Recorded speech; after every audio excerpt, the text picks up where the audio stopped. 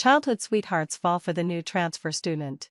He dyed his hair for her, fought for her, even gave up on exams. I couldn't bear to watch him go astray. So I told my uncle and aunt. When the matter escalated, the transfer student withdrew from school, disappearing from our lives. Years later, at my wedding to my childhood sweetheart, he resolutely reached out to the transfer student's hand, leaving me alone at the wedding. That girl, with her eyes curved in a smile, said, "You once tore us apart. And now I've come back. Hendrix will always be mine." I was left in a daze, wearing my wedding dress when a truck veered around the corner and hit me. When I opened my eyes again, I was back in my senior year of high school. "Luna, I'll be late coming home tonight. If my parents ask, just say I went to the library with you." After school, Hendrix packed his bag and, with a smile, spoke to me. I looked up sharply, meeting his half-smiling gaze. The pain from my death in my previous life was still vivid in my mind, and I instinctively took 2 steps back, wanting to distance myself from Hendrix. A flicker of impatience crossed his brow. "Luna, what kind of look are you giving me? Am I a wild beast or something?" I froze, unable to believe that I had been reborn. Seeing my reaction, Hendrix put down his bag and placed his hand on my forehead to check my temperature. "What's wrong with you today? Are you feverish?" His face was calm, but his eyes showed genuine concern, and it didn't seem like he was pretending. Once, we had been the closest of friends, growing up together, competing to outdo each other in school. Hendrix's mother even joked that our families had arranged a marriage for us when we were children, and that I was destined to marry into the Hendrix family. But 10 years later, for Jade, Hendrix, disregarding the astonished looks from family and friends, abandoned me pregnant at our wedding. That was real. Hendrix and I grew up together. Many people at school knew we were childhood sweethearts. At the opening ceremony, he gave a speech as the freshman representative, wearing a faded shirt and looking like a refreshing breeze under the moonlight, capturing the hearts of many girls. Some bolder girls even sent him love letters. But Hendrix, always focused on his studies, rejected them. He was always indifferent to everyone, except me. Our families were neighbors, and my mother got along well with Hendrix's mother, so we often visited each other. When Hendrix's mother was busy with work, she would send Hendrix over to my house, and we'd play together. Perhaps the bond was deeper, and I always believed that I was different in his heart. He would tap my head when my grades were poor, then patiently help me with my homework. He would also throw me breakfast in the morning and casually tell me that it was his mother who made extra. Back then, his patience and gentleness were all for me alone. That was until Jade appeared. Jade was an art student who transferred in during our senior year. On the day of her self-introduction, she wore a white dress, like an elegant swan, making us, in our school uniforms, look dull in comparison. While most students didn't know how to wear makeup, her lip gloss already shimmered in the sunlight, captivating the boys in our class. Among them was Hendrix. He said he had never seen such a striking girl. He said Jade was pitiful, her parents didn't care for her, and she grew up with her grandparents, like a strong, resilient trumpet flower. Every time I heard him say this, a mix of emotions churned inside me. I couldn't deny my feelings for Hendrix, but seeing him with Jade only made me worry more. In my previous life, once Hendrix met Jade, he began to pursue her madly, skipping classes and drinking for her. Every time he asked for my help to cover for him, I would soften and agree. But I never expected that my help would make him more reckless. He even gave up on an important mock exam, finally having fulfilled l'Axi. When Hendrix's mother asked where he had been, I didn't hide it. Hendrix's mother was shocked when she found them embracing at a small inn. Hendrix was dragged home and beaten, while Jade was expelled from school. After all, everyone was focused on memorizing lessons for our final year. But Jade let out a low sigh. Still painting her nails and skipping class with a potential top scorer was something the school couldn't tolerate. After that incident, I never heard any news of Jade again. Hendrix's life gradually returned to normal. At that time, I naively thought that Jade was just a fleeting chapter in our youth. until 10 years later, when I married Hendrix. On the wedding day, Jade wore a white dress and looked at Hendrix with tears in her eyes. She asked Hendrix, "Will you choose her? Or will you choose me?" Hendrix didn't hesitate for even a moment. He took Jade's hand and tried to leave, ignoring the protests of family and friends. Before leaving, he said to me, "Luna, do you know? Every day spent with you is torture. If it weren't for you being jealous of Jade and telling on us, we wouldn't have missed so many years." I walked out of the hall in my wedding dress, dazed, and was hit by a large truck. Since fate has given me a chance to start over, and you two should be locked in place. This time, I won't interfere in the fate of others. When I remained silent for a long time, Hendrix playfully flicked my forehead. "What's up? Why are you so silly today?" I snapped out of it, shaking my head. "It's nothing. I just wanted to tell you, I won't be coming home with you after school anymore. Also, I'm not good at lying. If Hendrix's mom asks, I'll just say I don't know where you went." Hendrix was stunned for a moment, then frowned when he realized what I meant. "Luna, what's wrong with you? Even though we've grown up together, you can't expect me to have only one female friend. Can you? I'm just getting closer to Jade. You're not going to stop coming home with me over that, are you? Is it really necessary? Besides, Jade is a really good girl. You should try getting along with her. I'm sure you'll like her." Hendrix still thought I was just sulking out of jealousy. A girl like Jade, who comes from a difficult family background but remains so pure and uninterested, is rare. I want to help her escape from the abyss. Do you understand? In my past life, it was with this mindset that he got close to Jade, because Jade came from a poor family, yet never gave up on herself. Like a twisting climbing flower, Hendrix saw himself as her savior. But he didn't change Jade. Instead, it was Jade who changed him. Even with the college entrance exams right around the corner, he was nonchalant, telling me, "Luna, why do you always meddle in my business? What I do is my own choice. Right? Jade says that youth is meant to be spent recklessly. If I spend all my time in the library, I'm just turning into a bookworm. It's only when I'm with Jade that I can experience a totally different kind of life." I had tried to stop him many times, but it was always in vain. I had even wasted my best years, only to become a joke in the end. This time, lay that aside, I decided to let go of my urge to save others. "All right. Then. I hope you help her out of the abyss soon." As soon as I finished speaking, Jade returned to the classroom. She was still as pure and captivating as ever, but her eyes were fixed on me, as though I had taken something from her. She walked up to Hendrix, linked her arm to his, and, as though claiming ownership, coquettously said, "Why are you still not out? I've been waiting for you for so long." Hendrix gently patted Jade's hand, then turned to me and asked, "Luna, what's going on today? You're not going to tell my mom, are you?" I shook my head, avoiding them both as I slipped out through the back door. Hendrix, still not giving up, called out loudly behind me, "Luna, you'd better not tell my mom. If you do, we won't be friends anymore." I felt helpless.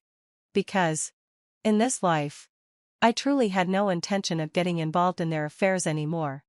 If he wanted to pursue this so-called youthful freedom, let him. I respected that. Looking back at my past life, I had wasted too much time on Hendrix. Even if I hadn't finished my practice problems, I would still tutor him on his love life. Sometimes, I'd even zone out in class.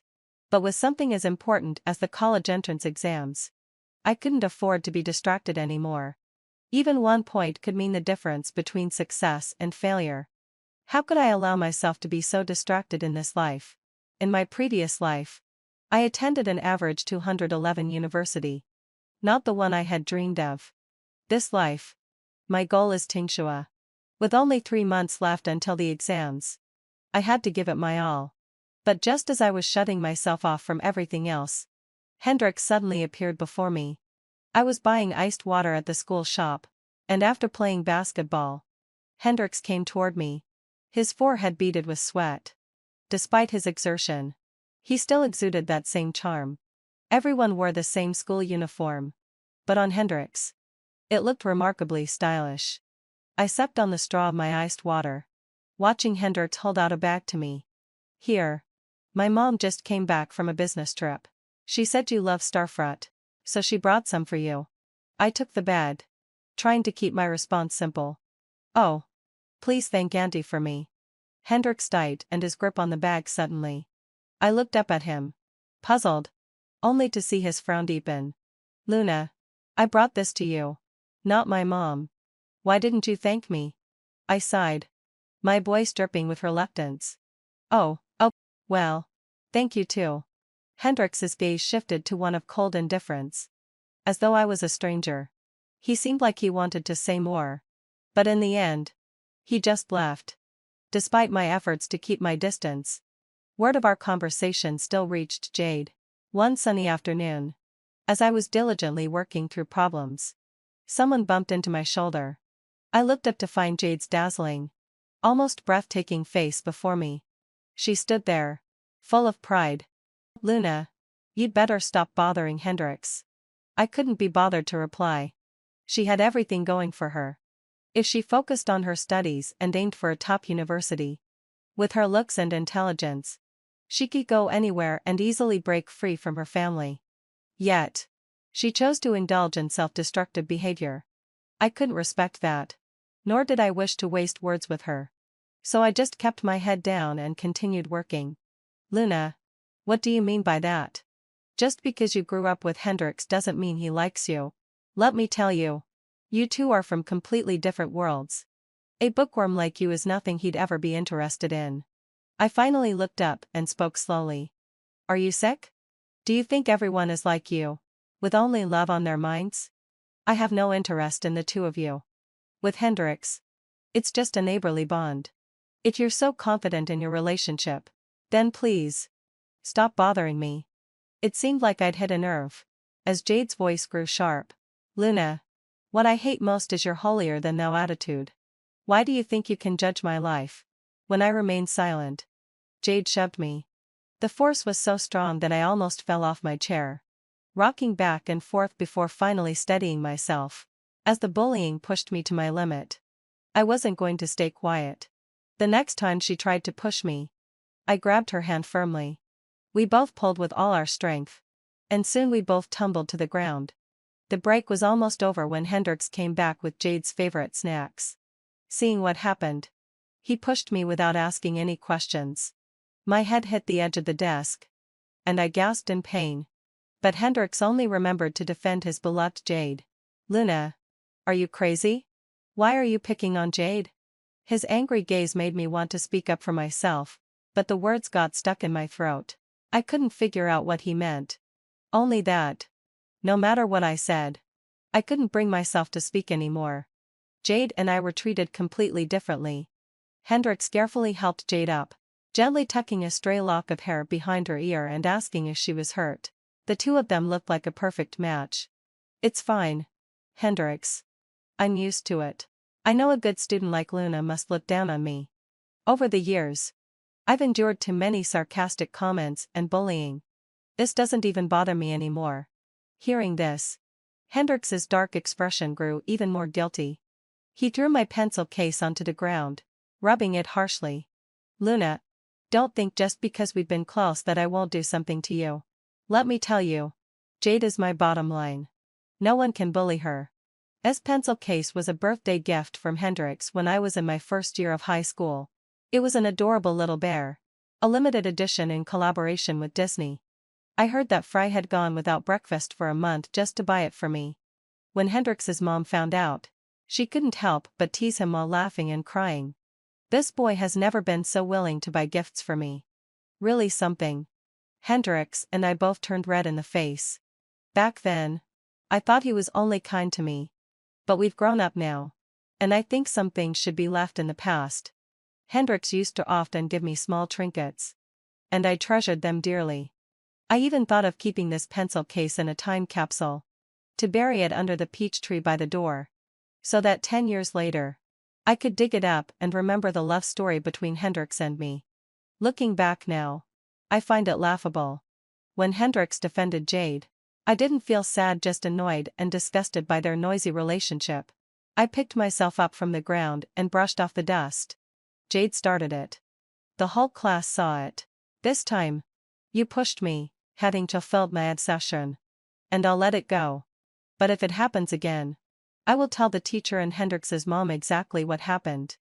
I don't know how they'll view the relationship between you and Jade then. And as for you, Jade, then at a lull sigh.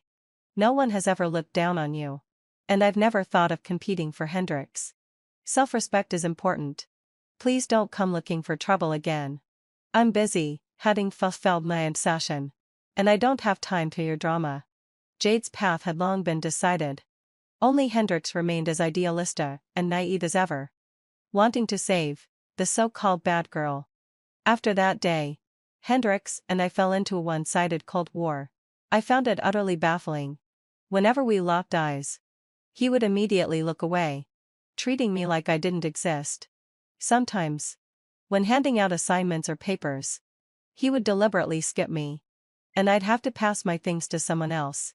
In short, whenever there was a chance to talk to me, he would avoid it. Hendrix had always been this way. Though he was a boy and should have been more magnanimous. Every time we had a quarrel, he would wait for me to lower my head first. I used to be the one who always apologized. But now I enjoyed the peace and used the time to focus on my studies. In the first mock exam, my results were way ahead of everyone's. And I ended up in the top 20 in the class. During this exam, I didn't see Hendrix once. And when the results came out, his sheet was marked with a 0. It was then that I realized Hendrix had completely given up on the mock exam. I couldn't understand why he did that, until one day after school, I happened to run into Hendrix and Jade at a milk tea shop. They didn't look like high school students at all. Jade was wearing a black crop skirt, with bright red lipstick, bold and eye-catching. Hendrix was standing beside her, his arm around her shoulder, and the couple's earrings in their ears shone brightly. Jade proudly flaunted. "Did you see? Hendrix's heart belongs to me. He even gave up the mock exam for me." "You're a loser." I nodded in agreement. Yeah, you're right. I don't like picking up trash anyway. If you like it, take it." A flash of embarrassment crossed Jade's face. But Hendrix played along perfectly. "Huh. Stop being sarcastic. My heart belongs to Jade.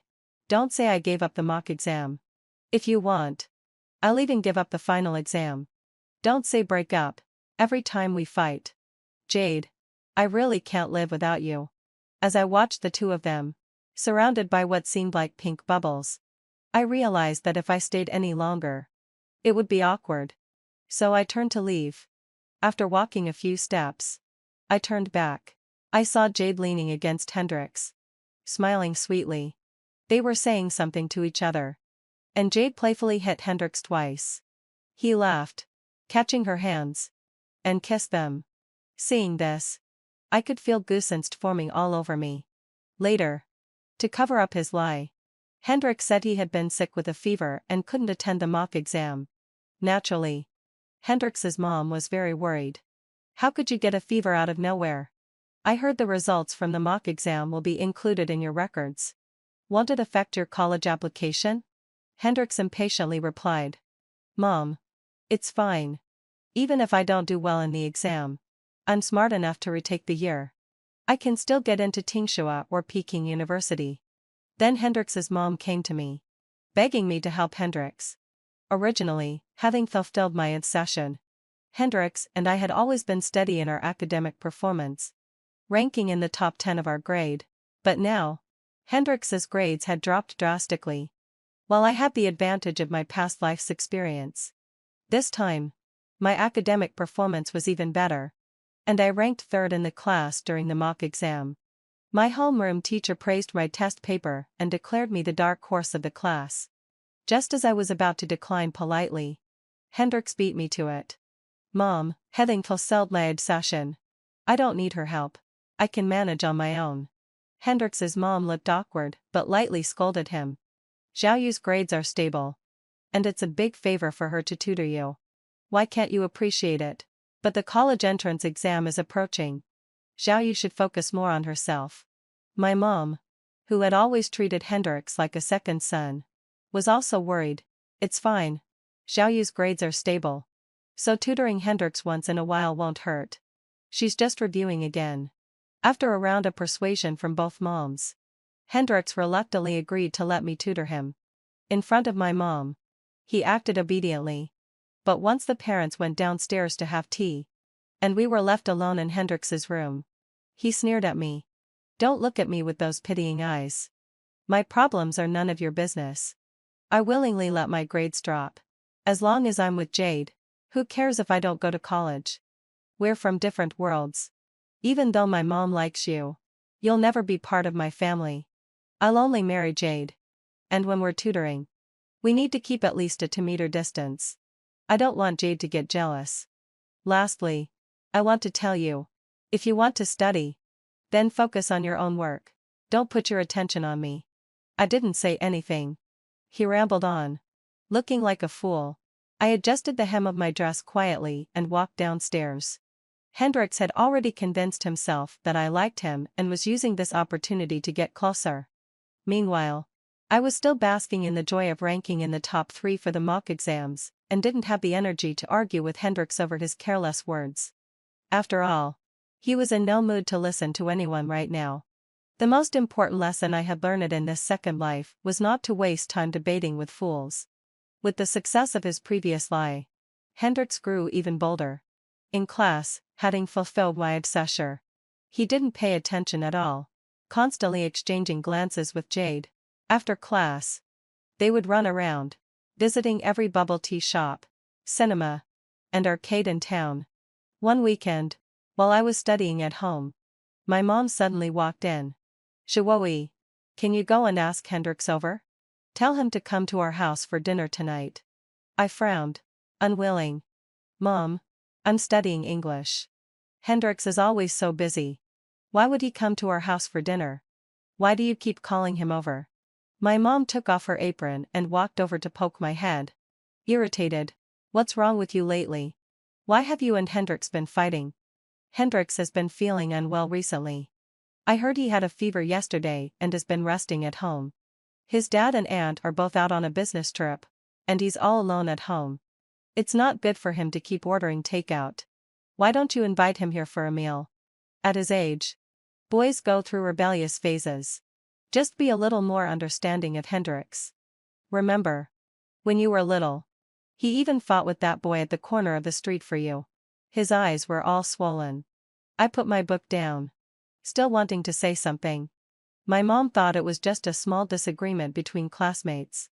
To her, Hendrix was still the obedient, considerate neighbor boy who would always step in to protect me.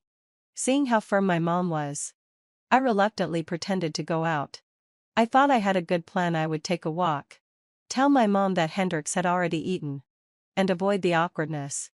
However, as soon as I reached Hendrix's door, I overheard the sound of flirtatious laughter.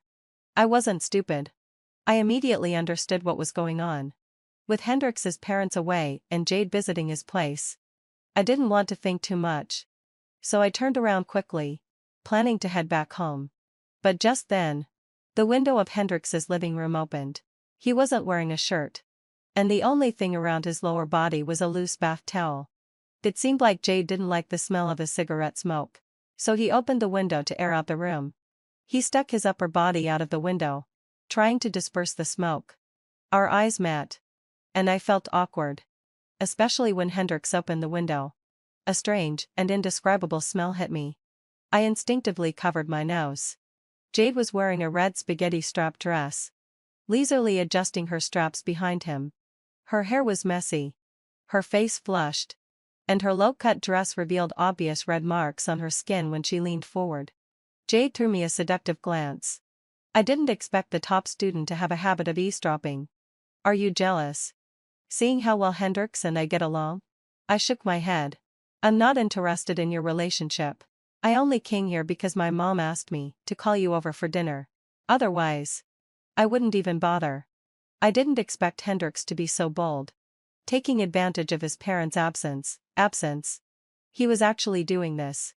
Hendrix glanced at me dismissively. Who wants to eat your family's food? I can't starve at home. Can I? I'm telling you now. Just pretend you didn't see anything. If you say a word to my parents, I'll make sure you regret it. When Hendrix said this, I felt a deep sense of unfamiliarity. Although I had long lost hope in him, his actions still made my heart ache. Not only that, but his lips also had red marks on them, the marks left after being intimate with Jade. I had to fight back the urge to vomit. Oh. If that's the case, I'll just tell my mom you've already eaten. To be honest, seeing this today made me feel like I had a needle stuck in my eye. Such dirty business. Hendrix smiled in satisfaction. Before leaving, I turned to look at the two of them, who were about to kiss. By the way, having fulfilled my obsession, next time you talk to me, try to be respectful. After all, you're the ones who need something from me. If you threaten me again in the future, I can't promise I won't reveal something. I didn't wait for Hendrix's surprised reaction and walked straight back home, shutting the door behind me. I had to say something harsh. Otherwise, they'd think they could treat me like a soft target. They needed to know I had boundaries, so Jade wouldn't keep bothering me. After all, I wasn't the one doing anything wrong. Perhaps because of his guilty conscience, Hendrix's attitude towards me improved after that. Occasionally, having fulfilled my obsession, after class, he'd bring me a bottle of iced water. Though it wasn't summer yet, the air was already filled with a hot, restless energy, and the cicadas outside never stopped chirping. I never accepted his small gestures. Ever since he met Jade, the changes in him had been too much. My instincts told me that staying away from them both was for the best. What I didn't expect was, even though I had been deliberately keeping my distance, trouble still found me. Before the second mock exam, I was called to the office. I didn't understand why, so I looked at the class monitor with confusion. He scratched his head awkwardly. I think it has something to do with Hendrix, but I'm not sure. Anyway, heading fulfilled my obsession. His parents are in the office. Now, I was even more puzzled. A classmate nearby teased. Could it be, Luna, that your love triangle with Hendrix was discovered? I glared at him. Hendrix and I have nothing going on. Keep your mouth clean. If it's none of your business, why would they call you to the office? Don't you know the saying? Flies don't go after an unbroken egg? He seemed unconcerned. Is that so? I smiled faintly and slapped him on the back. The sound of my palm echoed clearly. The saying goes, one hand doesn't clap alone. Do you hear that? The teasing classmate fell silent, and I ignored him, heading to the office. As soon as I walked into the office, Hendrix's mom stormed toward me. Furious, I instinctively wanted to greet her, but she raised her hand high, ready to slap me. If it weren't for the homeroom teacher stepping in, that slap would have certainly landed on my face. Luna, I can't believe I've been so wrong about you. I never imagined someone as young as you could be so rebellious and unruly. You've gone down the wrong path, and now you want to drag my son down with you? What is this all about? I was completely confused. After calming Hendrix's mom down, the homeroom teacher spoke up. There must be some misunderstanding here. We can't just take Hendrix's word for everything. After all, Luna's academic performance has always been stable. I can vouch for her. Luna wouldn't do anything to lead other students astray. She then hurriedly turned to me. Luna, you should explain yourself to Hendrix's parents. Explain what? I turned and saw Hendrix standing in the corner. When he caught my gaze, he turned his head away, unwilling to make eye contact. I had a feeling I knew what was going on. With the second mock exam coming up, Hendrix's focus was clearly elsewhere. He had skipped some minor classes, and other subject teachers had already reported it to the homeroom teacher. Unable to bear watching such a promising student go off track, the homeroom teacher had spoken to Hendrix's mom and subtly mentioned that Hendrix might be involved in a relationship. But since Hendrix and Jade were keeping a low profile, the homeroom teacher didn't know who Hendrix was dating. To cover for Jade, Hendrix had lied and said it was me he was involved with. He had even told his mom that it was I who had been taking him out of class. I looked directly into Hendrix's mom's eyes and said, word by word, Hendrix's mom, I haven't done anything. Lately, I've just been going straight home after school, studying all weekend without stepping out. My classmates and their parents can vouch for me. But Hendrix's mom was too angry to listen. She pointed at me, shouting, "I've treated you like my own daughter. And this is how you repay me? You're trying to bring down my son's grades. Aren't you? You're getting him to fall in love with you and mess up his studies. Which means fewer competitors for you. Right? And don't think I don't know my son. I've never heard him mention another girl's name. Only yours. You two are childhood friends. 2 months ago, you were inseparable.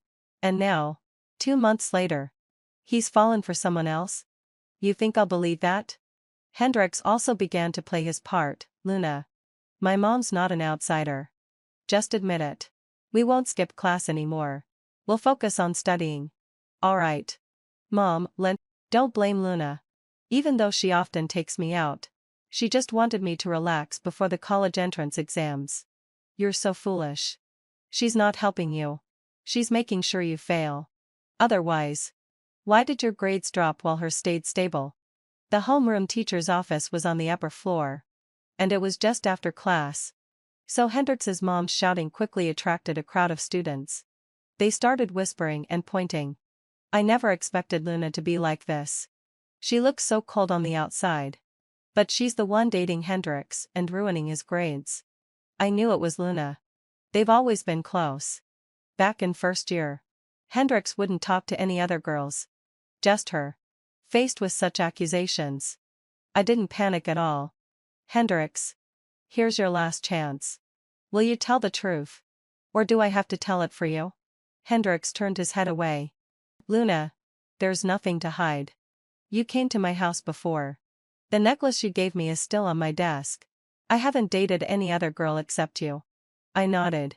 "Since that's the case, let's take a look at the surveillance footage by my house. I forgot to tell you. We just installed it last month. Conveniently. It also covers the entrance to your house. Why don't we watch it together and see who the girl was that went home with you that day?" Hendrix's face turned pale. After my rebirth, I had insisted on having surveillance installed outside my house. We lived in an old alley, unlike those modern neighborhoods with security guards and cameras. Hendrix must have known this and taken advantage of it to spread false accusations. I knew Hendrix wanted to protect Jade. He knew his mom was fiery and would never let Jade off the hook if she found out that their relationship had led to Hendrix's declining grades.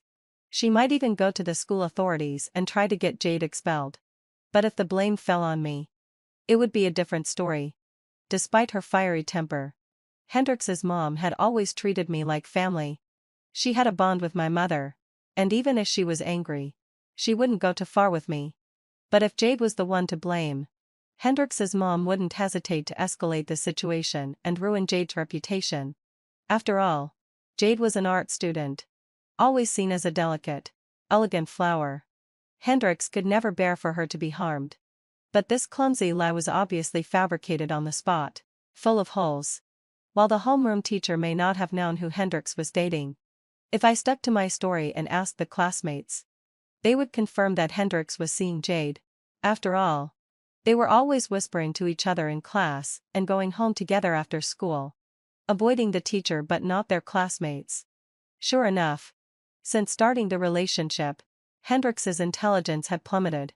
It was hard for me to reconcile this with the brilliant, talented boy I once knew. We both had the potential to attend Tsinghua, and we had even promised to contribute to the aerospace industry together in the future. But now, we were walking to very different paths. Hendrix eventually admitted to his relationship with Jade. My mom received a call from the homeroom teacher and hurried to the school. At the same time, Jade's mom also arrived at the office. Jade's mother wore a pink dress, and her features bore a resemblance to Jade's. Though older, it was still easy to see that she must have been a beauty in her youth. In my previous life, it was Hendrix's mother who first found Jade, grabbed her by the hair, and dragged her into the hallway, scolding her in front of everyone. She then threatened Jade to stay away from Hendrix. After causing a scene, Jade's face was thoroughly humiliated, and she felt too embarrassed to stay at that school. I heard she transferred out of the city that very day. This time, having fulfilled my obsession, Jade's mother entered the office and glanced at Hendrix and his mother. Her face lit up with delight. So this is the son-in-law. Huh? He's truly quite the handsome young man. He and our Jade make a perfect match, she said.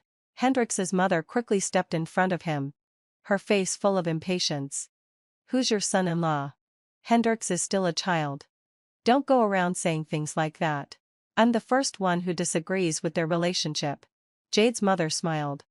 As mothers, we always think our children will never grow up, but your son is already an adult. And he even brought my daughter back to your home. They've been intimate. And that doesn't sound like something a child would do. They say, a crooked beam makes a crooked house. If your son can do such things, I think his parents aren't much better either. Hendrix's mother, who had a fiery temper, had always doted on Hendrix, treating him like a treasure. Seeing her son's character attacked in such a way, she couldn't hold back, and before long, both women were pulling each other's hair and getting into a full-blown fight. The last remnants of dignity were lost. Although they appeared frail, the two adult women were surprisingly strong when fighting, each clutching the other's clothes and not letting go. The office was in chaos until the homeroom teacher called several strong students to separate them. Jade's mother cursed as she struggled. Don't act so high and mighty. Your son seduced my daughter. And now you're breaking down. Hendrix's mother was not about to back down either. Your family is a fine example of good upbringing. A decent young woman like Jade was lured into your son's home by a few sweet words. Just as the argument reached its peak, Hendrix suddenly spoke up. Auntie. Mom. I'll take responsibility for Jade. We're in love. And we hope you won't tear us apart. Before he finished speaking, Hendrix's mother slapped him hard across the face. Hendrix's head jerked to the side, and a red mark instantly appeared on his cheek. Even the homeroom teacher didn't step in, perhaps thinking Hendrix deserved it. When Hendrix's mother went for a second slap, Jade, having come from somewhere, kneeled in front of Hendrix's mother. Auntie, if you must hit someone, hit me. But please, don't hit Hendrix anymore. We're just in love. What's wrong with that? I was so moved that I cried uncontrollably. I kneeled alongside Jade, and the two of us embraced, like the tragic heroes in a novel willing to fight the whole world for love. Mom. Don't hurt Jade. Please. Please. Let us be together. We truly love each other. I can't live without her. How can I go on if I leave her? Only when I'm with Jade do I feel what true happiness and freedom are. It feels like my life before was a waste. If I had to live that life again, I might as well die. In that moment, Hendrix and Jade must have been deeply moved, as they were defending their love. Now, everyone around them seemed to be their enemy. Even their mothers, who had raised them, would be seen as obstacles to their love if they tried to stop them. After that day, Hendrix and Jade never came to school again. Hendrix's mother refused to accept their relationship, and Hendrix, in an attempt to force her hand, began a hunger strike. When that didn't work, he ran away from home and rented an apartment with Jade outside of school. The two spent their days and nights together, living in a world of their own, completely wrapped up in each other. When the second mock exam results came out, my score was 10 points higher than before. If this trend continued, Tsinghua or Peking University would be within reach. On my way home, I felt like even the wind was sweet, knowing I hadn't wasted all those years of hard study. Singing to myself, I arrived at my door. But when I was about to open it, I saw Hendrix and Jade both kneeling at the entrance. Though I was curious, I didn't dare stand by and watch, given that the previous incident had already dragged me into their mess. Once I got home, my mom scolded me severely. She had realized that Hendrix was beyond saving and instructed me to stay away from him. After I dropped my school bag, I opened the surveillance footage, curious to see what Hendrix and Jade were up to now. After a while, Hendrix and Jade, still kneeling at the door, were joined by Hendrix's mother. She looked much more haggard than before. Hendrix's mother had once been a powerful woman, but now, because of her son, she seemed to have aged 10 years. Even through the surveillance footage, I could see the deep dark circles under her eyes. Mom. Jade is pregnant. Please accept her. Jade is a poor girl. After her mother gave birth to her, her father ran off with someone else. It was her mother who raised her alone. So it's understandable that Jade's mom can be a bit tough, but she still cares for her. But Jade is Jade. And her family is her family. If we get married, we'll live on our own and won't be living with her family. Listening to Hendrix's confused ramblings, I shook my head in resignation. While it's wrong to judge someone based on their family background, it was clear Jade couldn't escape the shadow of her upbringing. That's why she had become rebellious and fallen into such a mess. Hendrix, in his naive hope of saving Jade, didn't realize he had already been pulled into the abyss himself, abandoning his promising future. He hadn't even finished high school, how could he possibly save Jade? Foolish boy. If you get married now, what about your education? You two will regret it later. Hendrix's mother scolded him. But if you two get rid of the baby, I'll reconsider and allow you to be together after graduation. But terminating the pregnancy now would hurt Jade greatly. Besides, this is our child. And we have the right to decide its fate. Even though Jade and I aren't yet of legal marriage age, we can still hold a wedding. And once we reach the legal age, we can register our marriage. Yes, Pettins fulfilled lad set, this is our child. We have the right to decide what happens to it. Two parents who haven't yet come of age. An unblessed child born into such an environment. It's easy to imagine what kind of educational background and resources this child will have in the future. Hendrix and Jade have only known each other for a few months and haven't really gotten to know each other deeply. The challenges and setbacks they will face in the future are inevitable. As time passes, when their true natures surface, will they still be able to love each other as they do now? Looking at her son's conflicted face, Hendrix's mom covered her face and wept with self-blame. It's all my fault. I've been neglecting your education, spending too much time at work. I should have paid more attention to you. I really regret it. If only I had been more caring toward you. After the pregnancy, Hendrix brought Jade home several times. But each time, Hendrix's mom kicked them out. As the visits increased, Hendrix's mom began to lose her patience. One time, she grabbed a broom and chased them both out, even splashing Hendrix with dirty water. Standing in front of Fry's door, the two of them encouraged each other like a couple of star-crossed lovers. Jade gently wiped the dirt off Hendrix's face with her sleeve. Don't be so harsh. You could have just stopped me from coming in. But why did you have to kick us both out? Don't be sad. Auntie is probably just upset about you not going to school. This will take time. But if we visit enough, we'll eventually win her over with our sincerity. I was just about to head out to buy some soy sauce. Though I tried to be as quiet as possible, Hendrix spotted me right away.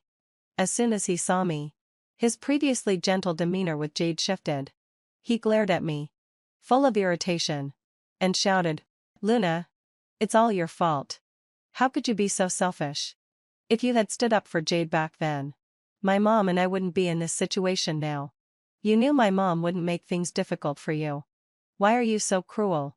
Unwilling to be kind? Do you really want to push Jade to the edge?" I looked at him, furious, and a strange urge to laugh bubbled up within me. Was this real? He had the audacity to blame me for everything.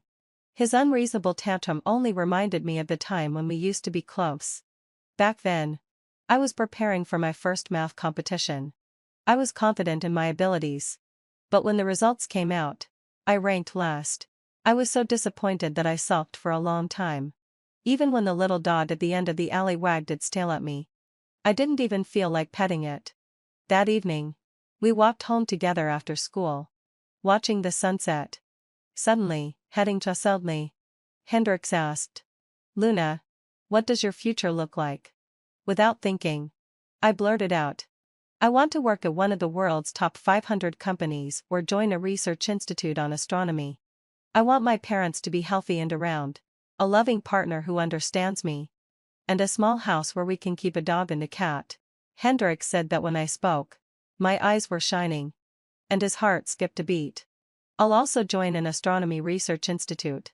If you ever fail at one of those top 500 companies, I can take care of you."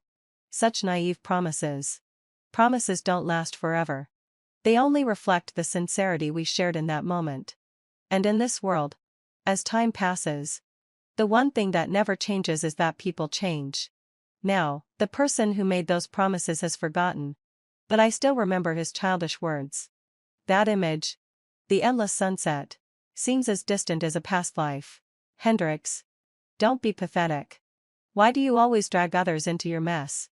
You said my mom wouldn't make things hard for me. But if the homeroom teacher hadn't stopped her that day, your mom's slap would have landed on my face. Well, because my mom knew the homeroom teacher would stop her. That's why she raised her hand.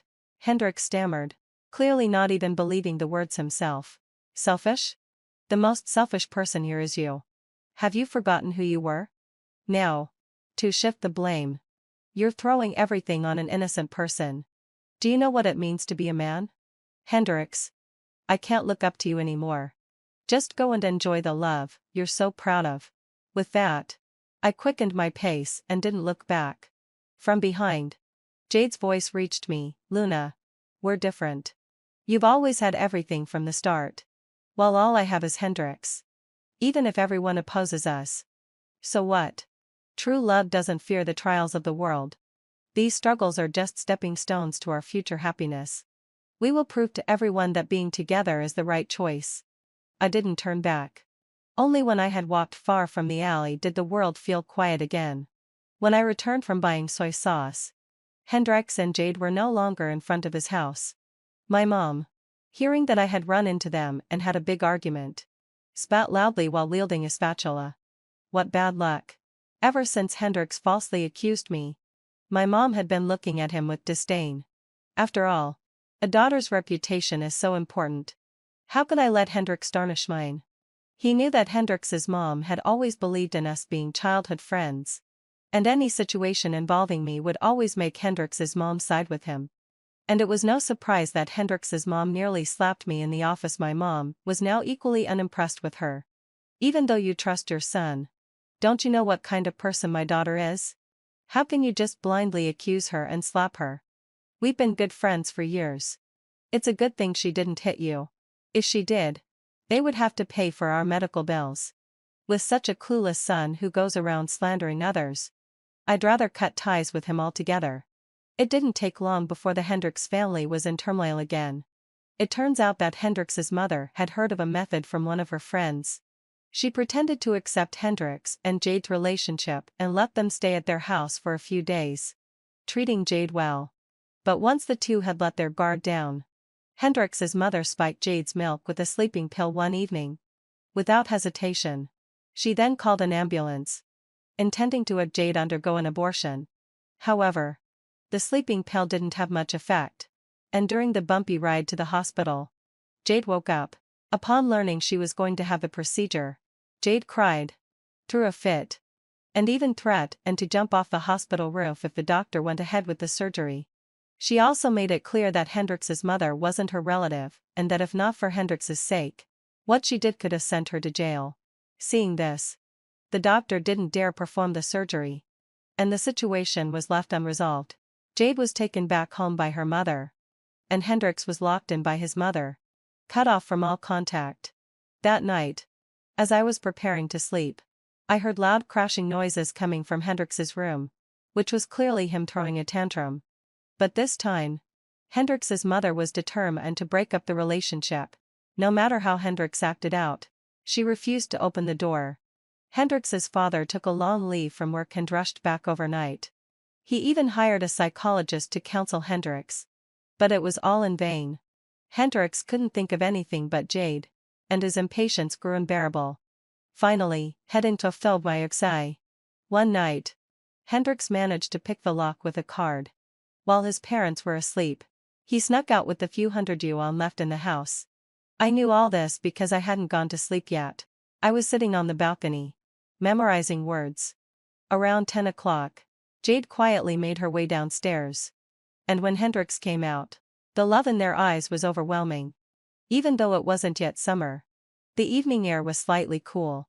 Hendrix, wearing a black hoodie, grabbed Jade's hand without hesitation. The moon hung high above, seeming to shine a light on their path, as if encouraging their determined forward march. What a romantic scene. I watched quietly, pondering. Young love always leads one to throw caution to the wind, disregarding the beauty of the future. But it's fine. This fervor is only temporary. Eventually, having fulfilled my obsession, when they face the hardships of life, when they suffer the consequences of having no education and being forced into menial labor, they'll understand how important it is to study. Love, in the end, cannot withstand all challenges. Two young people, without financial support, without skills, and without any powerful connections, rushing headfirst into a big city, will not meet a happy life. On top of that, Jade was pregnant. This meant Hendrix alone would have to bear the weight of their lives. At first, he might still try to convince himself. But as time went on, could a pampered young master like Hendrix truly endure such hardships? Later, I heard from my mom that after Hendrix and Jade ran away, Hendrix's mother cried almost to the point of fainting. She found the two of them at the train station just as they were about to leave. Hendrix's mother tried to stop him, but Hendrix, in a ruthless move, called the police, accusing her of being a human trafficker. This effectively blocked her from getting to him.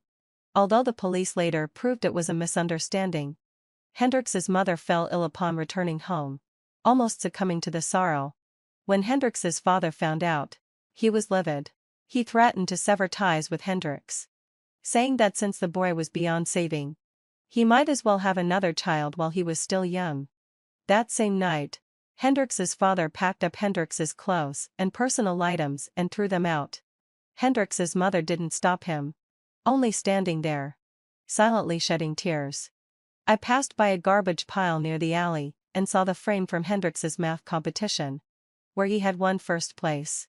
In the picture, he looked full of life, his eyes sparkling with ambition for the future.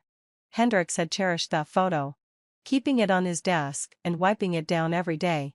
He once said that this photo was the motivation for his life, representing the joy he found in competition, and that his future would be driven by the same competitive spirit. But now, Hendrix had completely neglected his studies. That once prized photo frame now lay in the corner of a trash bin, stained and abandoned, just like Hendrix himself, gradually fading from my view of youth. With Hendrix and Jade's elopement, the farce finally came to an end. Without seeing Hendrix and Jade around, I felt a sense of peace, and time seemed to pass more swiftly. Before I knew it, the college entrance exams were here.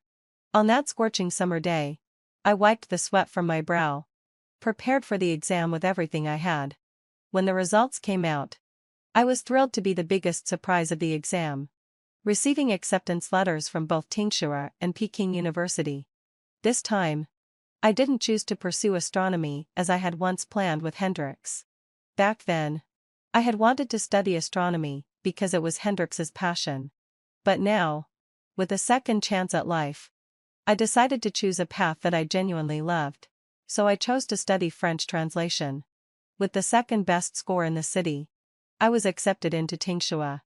My homeroom teacher was so pleased that her face almost split from smiling. She even took me out for a meal, joyfully eating several plates of meat.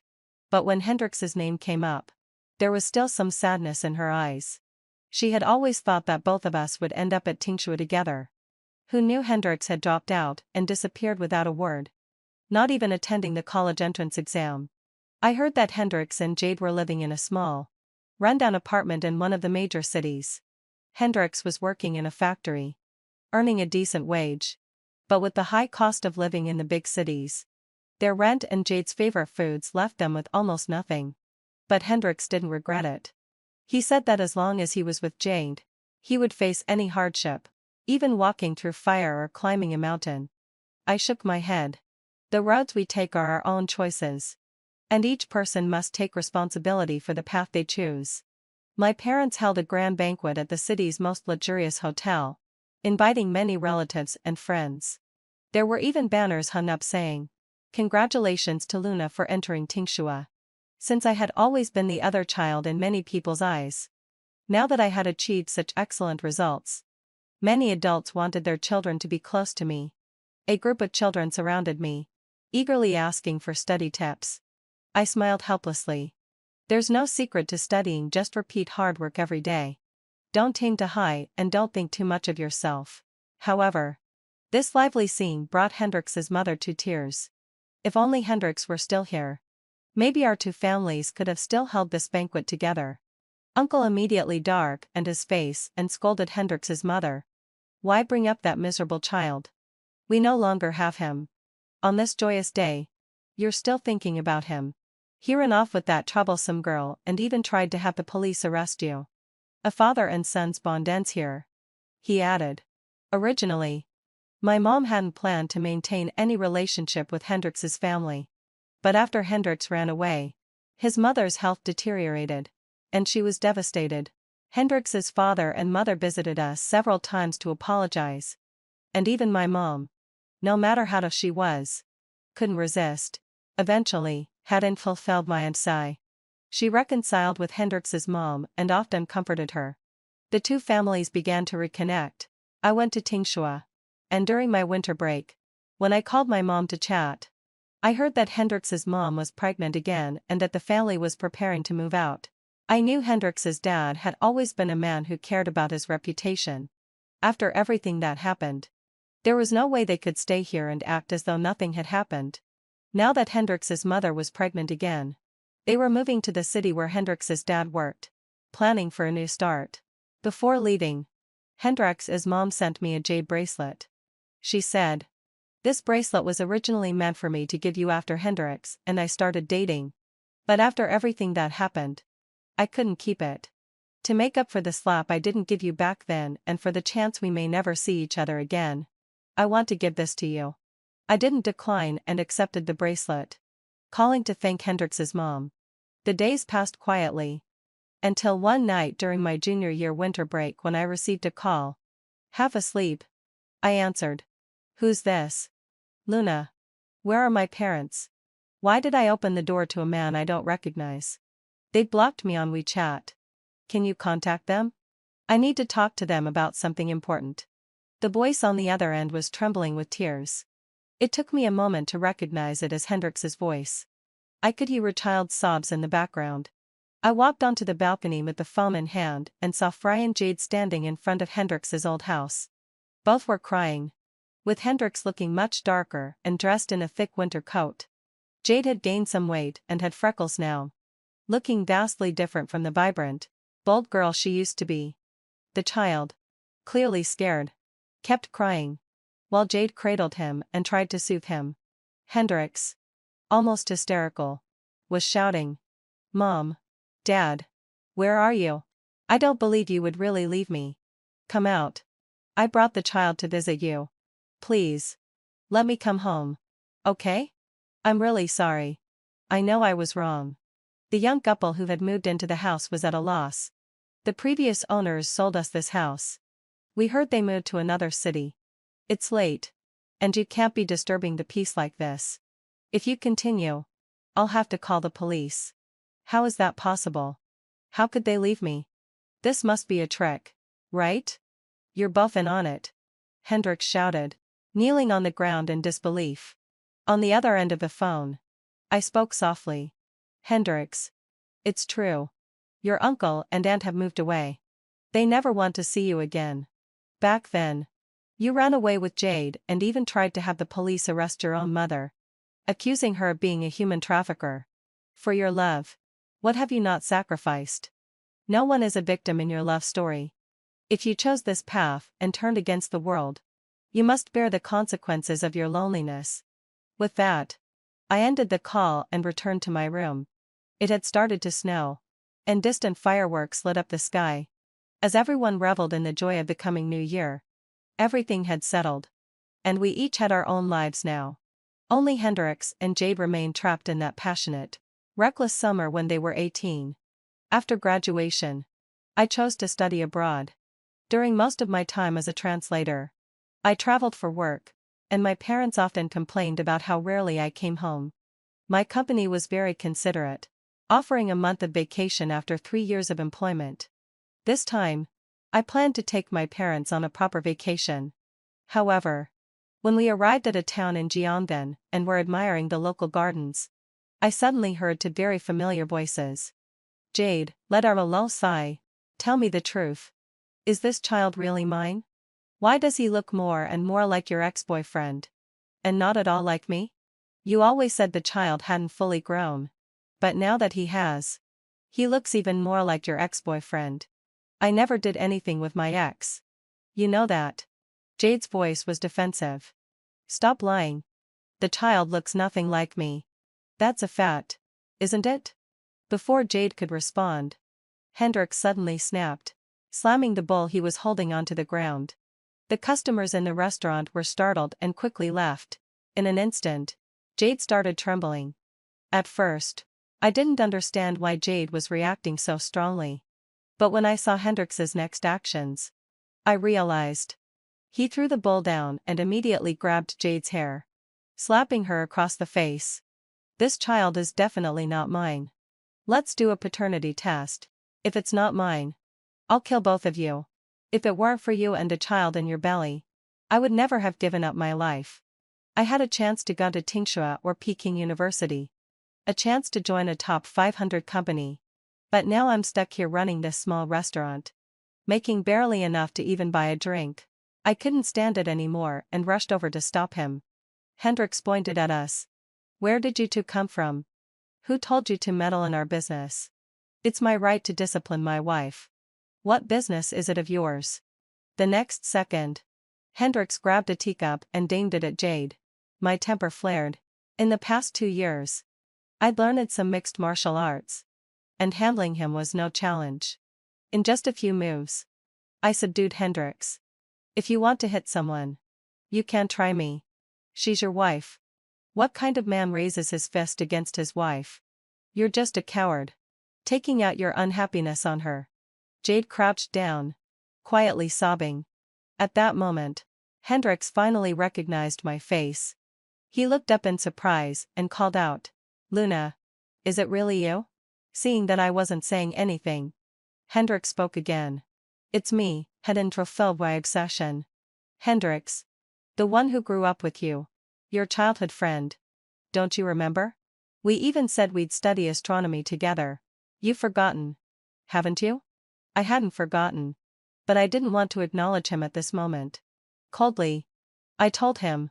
You've mistaken me for someone else. How could I mistake you? Hendrix insisted. Even if I did, you can't mistake Luna's mother. Can you? Isn't that right? Luna's mom? My mom helplessly glanced at me. Since it was no longer something I could hide, I decided to lay it all out. Hendrix. You weren't like this before. You should control your temper. Jade has been with you the longest. You should treat her better. Hendrix glanced at Jade, who was lying on the floor, then looked at me with my delicate makeup, his lips curling in disdain. Much like how he'd once treated me. This time, however, his impatience was directed at Jade. If it weren't for her, I would have been in Tsinghua or Peking University by now. How did I end up living like this? If it weren't for her seducing me and getting pregnant, I wouldn't have been so foolish. I even cut ties with my own parents because of her. And now I'm left with nothing. Why can't I hate her? I hate her so much. Even hitting her can't release my anger. Every time I look at her, I feel disgust and hatred. Hendrix's voice grew louder with fury. But I couldn't reconcile the enraged middle-aged man before me with the young, promising boy he used to be. The Hendrix I once knew wasn't like this.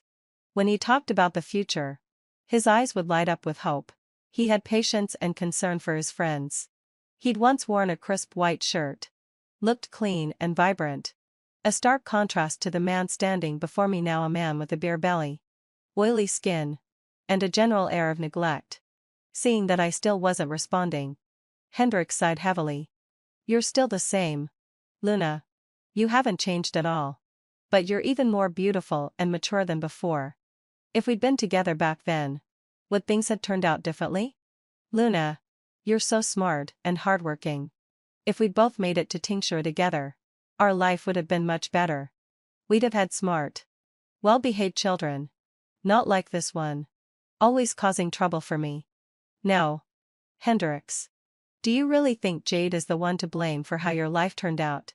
The one who truly led you down this path is you yourself. When Jade and you were in a relationship, was she the one forcing you into it? Did she tie you down, making you skip classes and ditch school? Everything, everything. Including you running away from home. Including calling the police and getting Hendrix's mom arrested. Was your choice. Jade only offered you an alternative in life. But you indulged yourself in pleasure and gave up on your own future. Now that your life is a mess, you don't look at yourself for answers. Don't try to make things better. Instead, you blame it all on a woman. A person like you will never be happy. No matter who you're with. The child is innocent.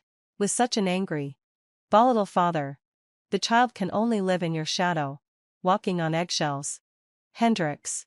If you ever lay a hand on Jade again, I won't hesitate to bring the law into it. You know. This is domestic violence. It wouldn't be hard to get you sentenced to 3 to 5 years. Hearing my words, Jade slowly let go of her arms, which had been wrapped around her head in distress. She lifted her head to look at me. Her eyes filled with grateful tears. She had once thought that Hendrix was the son that saved her. And that together, nothing could stop them. But with age and the grind of everyday life, the love they had for each other had slowly faded away. They fought constantly over money. And over time, Hendrix had started getting violent. Jade had considered divorce. But for the sake of their child, she had swallowed all the pain. She had grown up in a dysfunctional family and hoped her child would have both a father's and mother's love. But Jade's thinking was wrong. For the sake of the child, she tolerated everything. Letting her child grow up in an environment like this, it would only affect the child's values in the long run. Hendrix wouldn't stop. It would only get worse. I helped Jade to her feet. I know a really good lawyer. If you want a divorce, he can help you get Hendrix to leave everything behind. But as Jade stood up, I barely recognized her, the once proud, elegant art student who had held herself like a swan. Now, she was a completely different person. Her once slender frame was now covered by loose, ill-fitting clothes. And her eyes were hollow and lifeless. Tears, large as beans, slid down her face. It seemed like she had 1,000 words to say, but all she could do was cry silently. I gave Jade my contact information. If she ever needed anything, she could reach out to me. It wasn't because I had a saintly heart, but as a woman, I couldn't bear to watch another woman suffer in a family like that, and besides, a mistake she made in the past had already been paid for by life. She must regret it deeply. If she hadn't dropped out of school back then, and had continued with her art exams, perhaps her life would have been different. But the swan that once danced so freely, capturing hearts, had now fallen. Jade still hadn't divorced. Perhaps it was because she still had feelings for Hendrix. Or perhaps it was because of Hendrix's tearful remorse, promising to change. Or maybe, for the sake of the child, she was willing to give him another chance. Either way, I didn't hear from Jade again until a year later. By then, my fiancé and I were preparing for our wedding. Jade sent me a congratulatory message. And after thanking her politely, her call came through. Luna, thank you. If it weren't for your words that day, Hendrix might still be lost in his own world. And I might still be living in the depths of hell. Our lives are much better now. And Hendrix has gradually accepted the reality. He's working hard to manage our little shop. While we're not rich, we can at least make ends meet. This is a dream that Hendrix and I have been having repeatedly during this time. In the dream, it's you who's marrying Hendrix. Back then, we were successfully torn apart by the teachers and our parents. And later, I showed up at your wedding and broke you apart. You once asked, if life gave you a second chance, would you be with Hendrix again? I looked at myself in the mirror, wearing the wedding dress. My face, radiant and full of life, reflected back at me. I thought, how wonderful it would be to start over. Everything is still possible. Nothing has happened yet. Maybe this life is already the second chance. I whispered to myself. People can't always think about having a second chance in life.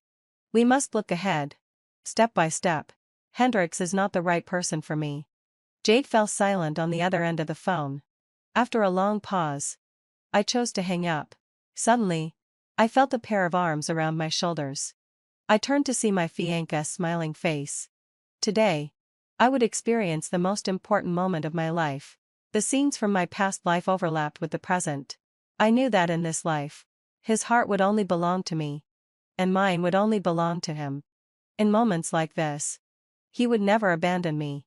He would never let me suffer. And that was enough. Perhaps the wedding in my past life had already shown me Hendrix's true face. A man who truly had integrity would never abandon his fiancée at the wedding and leave with another woman. He had ignored the guests in the room, believing that his love was the only thing that mattered. In this life, he too paid a painful price for his so-called love above all. Do I regret it? Maybe. But so what? From now on, my new life begins. There is no embrace in this world that can be as warm as my fiancé's. My boyfriend suggested to me that we delete each other's contact information and then use the shake function on WeChat at the same time to see how long it would take for us to find each other again. But I shook my phone until my hand was sore. Yet without any success. I accidentally overheard my boyfriend saying, "She's so stupid. She's shaken it over 3,000 times but still hasn't realized that I want to break up with her. I wanted to part with her for a long time. But I was afraid that she would keep pestering me endlessly." I did as he wished and stopped bothering him. Later, at my wedding ceremony with my current husband, his eyes turned red and he asked me why I didn't wait for him any longer. The man beside me laughed coldly. I waited. I waited in my bed. I had been in a relationship with Jason for 5 years. I accompanied him from having nothing to achieving great success. He became the CEO of a listed company. Everyone thought that we would get married. I thought so too. Until he sent me a message suggesting that we delete each other's contact information, and then use the shake function at the same time to see how long it would take to find each other again. I suddenly remembered what my friends had said 2 days ago. Jason had been smiling while ordering things these days. They said that maybe Jason had finally had a change of heart and was going to propose to me. I pursed my lips and suppressed the smile at the corners of my mouth. I agreed. After deleting each other, I was excitedly imagining in my heart. I wondered what surprise Jason would prepare this time. But I shook my phone until my hand was sore. Yet I still didn't find him.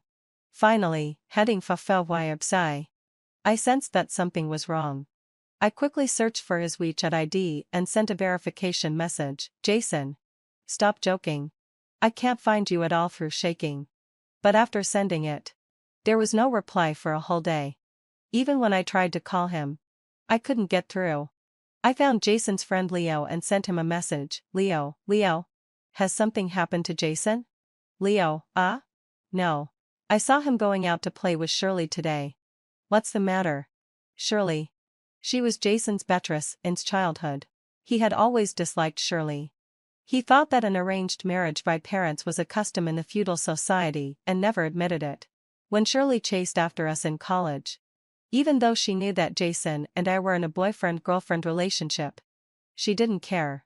She said, "Even if you're his girlfriend, I'm the daughter-in-law recognized by Jason's brother's parents." Jason loathed her and cursed her in front of me, saying that she was disgusting and shameless. After a while, Shirley left in tears. Our life returned to peace. I heard that Shirley had returned to China some time ago. When I mentioned it to Jason, he showed no emotion on his face. But now, when I couldn't get in touch with him, he was with Shirley. I tightened my lips and continued to send a message to Leo. "Could you please ask Jason for me? I've shaken it over 3,000 times but still haven't found him. Ask him to stop joking and add me back quickly." After a while, he seemed a bit embarrassed. "Sister-in-law, it's not very convenient for me to say anything about this. Why don't you ask him yourself when you have a chance?" I went to the company, but didn't see Jason. He wasn't at home either. Suddenly, I thought of his house in the suburbs. I drove there. When I opened the door, the room looked the same as usual. As I walked in, I suddenly heard a faint sound. "Brother Jason, why didn't you agree when Wendy added you?" Jason's voice was hoarse with desire. "I'm afraid you'll be jealous." Shirley giggled, and her voice was soon broken by gasps. I stood in disbelief at the bedroom door. Then I heard Jason chuckle. She's so stupid. She's shaken it over 3,000 times, but still hasn't realized that I want to break up with her. I've wanted to part with her for a long time, but I was afraid that she would keep pestering me endlessly. Shirley said softly. Brother Jason. What if she really breaks up with you after you treat her like this? Jason's voice was filled with natural calmness. He said firmly. She can't leave me. It was my love that made him so confident and fearless now. I thought he was going to propose to me. But it turned out that he was fooling around with his childhood betrothed. He was just playing tricks on me. The sounds around me were amplified infinitely in my ears. My face was wet and cold. The two of them were affectionate with each other. Jason didn't look at all like the one who blushed with anger and humiliated Shirley in front of me before. When he talked to Shirley, his voice was low, hoarse and gentle, just like how he used to be with me. Only then did I realize. It turned out that Jason had already softened his heart towards Shirley many years ago. It was just that he was good at disguising. And it wasn't until now that his true feelings were completely exposed. I reached out and knocked on the door. I tried my best to make my voice not tremble so much. Jason, get dressed and come out to talk. The sounds inside stopped abruptly. I met Jason in high school. At that time, we were both very young and innocent. He would often bring me breakfast. In winter, he was afraid that the breakfast would get cold. So he put the breakfast inside his coat and kept it warm all the way. When it reached my hands, it was still warm. His chest was flushed red from the heat. But he still smiled foolishly at me. I said that he was too kind to me. But he didn't think so. Who else should I be nice to if not you? Later in college, we finally broke through that thin layer of ambiguity and became the model couple that our friends talked about. When we first got together, Jason often felt that he owed me something. He would hold me in his arms. And his tears would soak the piece of clothing on my shoulder. Wendy, I'm poor. Since you're with me, I'll never let you be wronged in this life. Now that he's wealthy, he just got out of another woman's bed. His clothes were open, revealing his muscular abdomen and the ambiguous scratches inside. He came outside with me and lit a cigarette. In the curling smoke, his voice still carried some lingering desire. He said to me again, Wendy, you're not young anymore. You don't have a job. Your educational background isn't high. And you're not as lively as Shirley. Be good, and I won't abandon you. What I said in bed with her doesn't count. The position beside me will always be reserved for you. A ridiculous thought came into my mind. After several years of relationship, the evaluation I got was not young. No job. No education. Not lively. It seemed that I was useless. He had forgotten after all. I used to be the top student in my grade. To help him start his business, I quit my job and carefully assisted him, so that he could fully devote himself to starting his business without any worries. I stared at him blankly. But you weren't like this before. You said you would always be nice to me. Impatience finally appeared in his eyes. Wendy, I don't tell you anything. My throat felt sour. And my nose was stinging. But I didn't shed a single tear. Jason, what about I don't want you anymore. Let's break up. I don't want your affection that's almost like charity. I don't want to have my self-esteem crushed to the ground while still having to smile at you. Jason laughed angrily and stubbed out the cigarette. You want to break up? Wendy, you're penniless now. Without me, how can you survive in Beijing? I turned around and left. I heard the sound of the door opening behind me. Shirley asked hypocritically. Brother Jason, what if Wendy really leaves? Jason's voice was cold. Don't worry about her. She'll come back when she thinks it through. I didn't stop walking. I resolutely walked forward and never looked back. He had forgotten what he was like when he deeply loved me, and also forgotten my personality. Once I make a decision, I'll never look back. I left without taking anything. Quietly. I didn't even go back to the place that could barely be called our home with Jason. I opened my address book and made a call to one of the contacts. Is that cooperation you mentioned before still valid? Jason was right. I'm penniless now. How can I survive in Beijing? So I didn't plan to stay in Beijing anymore. There was a long silence on the other side. And then the person said to me, "It's still valid. Welcome you back." I went to Yancheng. I stayed there for a year. A few months after I left, Leo sent me a message, persuading me to go back. He also said that Jace and didn't care about everything in the past and that as long as I went back, we could make up and be together again. I smiled and didn't reply to the message. Instead, I deleted Leo's WeChat too. I heard that Jason threw a big tantrum. Not long after that, photos of Jason and Shirley showing their love publicly frequently appeared on the financial and entertainment headlines. It seemed like they were declaring war on me. In half a year, I changed my mobile phone number, took off my previous sportswear, and wore elegant and sexy clothes every day. I even put on delicate makeup all day long. My best friend said that I didn't seem like the old me anymore. I just smiled. I didn't wear makeup before just because Jace and didn't like it. Now I don't really like wearing makeup either, but I want to try more styles that I haven't tried before. My best friend generously invited me to have a meal in the most expensive restaurant in Yancheng. However, we saw Jason, Shirley, and two of his friends there. It seemed that they had just finished eating. They also saw us. And for a moment, the atmosphere was silent. Jason saw me and his eyes were slightly stunned. He was in a daze for a moment. And then he lit a cigarette. "Wendy, you don't look like yourself at all with makeup on. You've been away for a year. Don't you have anything to say to me?" In the curling smoke, his eyes looked especially deep. I frowned. Smoking is not allowed in public places. "Thank you for your cooperation." His face turned ugly. But he still put out the cigarette. He pinched Shirley's chin tightly and kissed her. "We're getting engaged next Wednesday. After all, we had a relationship before. You should come too. Just to make up the numbers." Shirley cooperatively snuggled up in his arms. I just smiled and shook my head. "Sorry. I probably can't make it. I'm going to try on wedding dresses with my fiancé that day." He sneered. "Wendy, you can't even come up with a decent excuse."